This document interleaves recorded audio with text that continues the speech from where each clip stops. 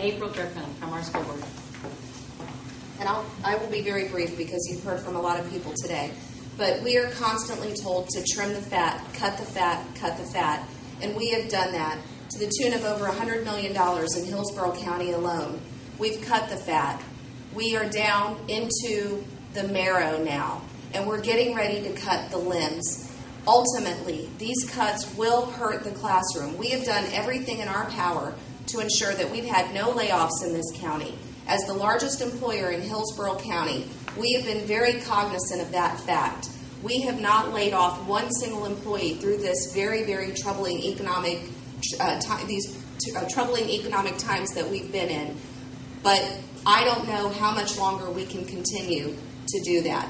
We have wonderful programs in Hillsborough County. We are succeeding in spite of all of the cuts that we've received, and we will continue to do what we have to do, but we cannot maintain at this level for much longer.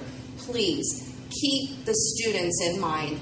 Keep collaboration in mind. Remember that you have people who are willing to sit at the table with you and help make these very difficult decisions. You cannot sit in an ivory tower and make these decisions and know that it's not going to hurt children.